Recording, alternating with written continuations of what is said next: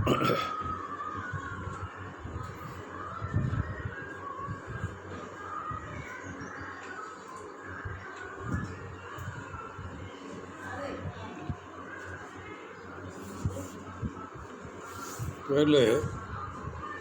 छठे पॉइंट के अंदर हमने ये बताया था कि कंपनी निर्मित होने के पश्चात उसका जो अस्तित्व है वो कंपनी को निर्माण करने वाले व्यक्तियों से पृथक हो जाता है, सेपरेट एंटिटी हो जाती है। नेक्स्ट जो पॉइंट है वो है अविच्छिन्न उत्तराधिकार, परपेचुअल सक्सेशन। अविच्छिन्न उत्तराधिकार का मतलब ये है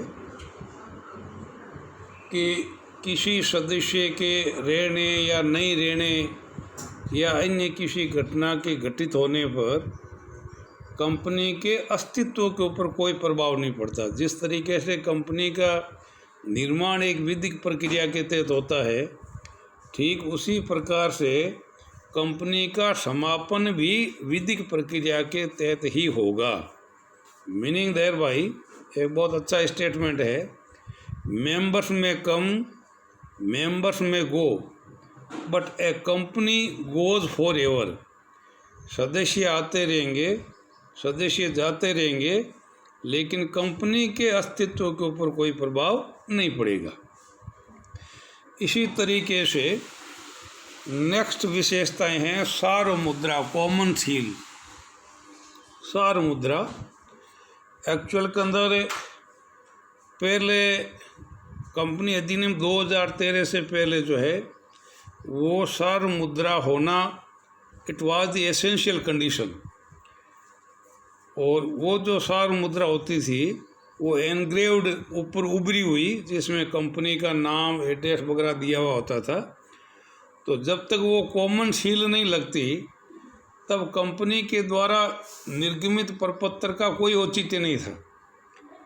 लेकिन आप ध्यान करेंगे कि कंपनी अधिनियम 2013 के अंदर ये व्यवस्था कर दी कि यदि सार्वमुद्रा नहीं भी हो और किसी डॉक्यूमेंट्स के ऊपर कम से कम 2 डायरेक्टर या 1 डायरेक्टर और 1 सेक्रेटरी, अगर इनके हस्ताक्षर अगर उसके हो, again I am repeating, either there must be 2 directors और 1 डायरेक्टर एंड 1 सेक्रेटरी, अगर उस पर हस्ताक्षर कर दे तो बिना कॉमन सील के भी वो प्रपत्र वैलिड माना जाएगा, वो कंपनी के द्वारा निर्गमित माना जाएगा।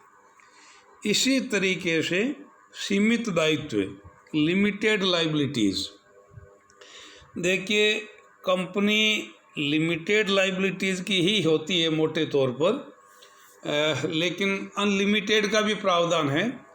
लेकिन अगर लिमिटेड लाइबिलिटी अगर होगी तो 2 तरीके से लिमिटेड होगी। One of them is limited by shares and another one is limited by guarantee. Limited by shares का मतलब ये है कि यदि अंशों द्वारा सीमित दायित्व वाली कंपनी है तो उन अंशों के धारक का जो दायित्व है वो अंशों के अदद मूल्य की राशि तक ही सीमित होगा, ये उनकी अल्टीमेट लाइबिलिटी होगी। इसी तरीके से यदि गारंटी के द्वारा अगर सीमित दायित्व वाली कंपनी है तो जो गारंटी उन्होंने प्रदान करी है उस गारंटी की सीमा तक ही संबंधित सदस्यों का दायित्व माना जाएगा।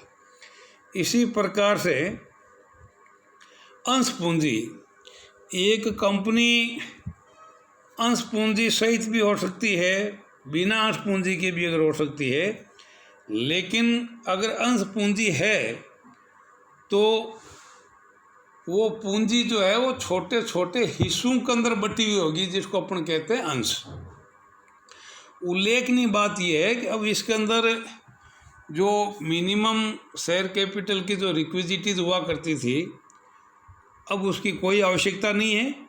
लेकिन अगर कोई 1% कंपनी है तो ऐसी स्थिति में उसकी जो अधिकतम राशि होगी वो 50 लाख रुपए से अधिक नहीं हो सकती।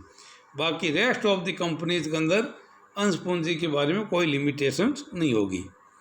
इसी तरीके से हस्तांतरण योग्य अंश, फ्रीली ट्रांसफरेबल।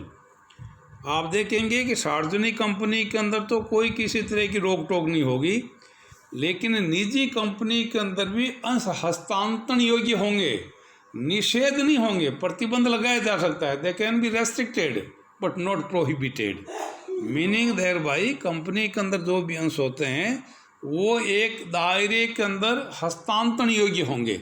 अब यदि सार्वजनिक कंपनी है तो वो फ्रीली ट्रांसफरेबल हो जाएंगे, और यदि निजी कंपनी है तो it may be some sort of the restriction, कुछ प्रतिबंध हो सकते हैं।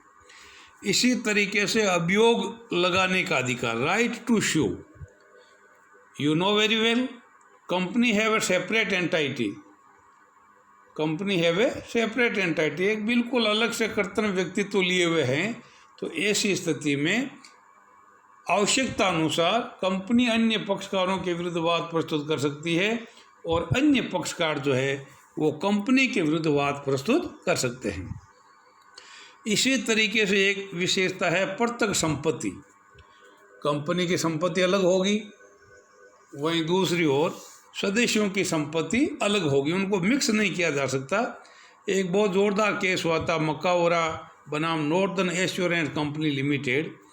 मूलतः उस कंपनी के अधिकांश अंश जो है वो मकाओरा के द्वारा धारित किए हुए थे, और वो एक टिम्बर मर्चेंट कंपनी, लकड़ी का कारखाना और उससे रिलेटेड कंपनी थी, और गोदाम के अंदर जो भी लकड़ी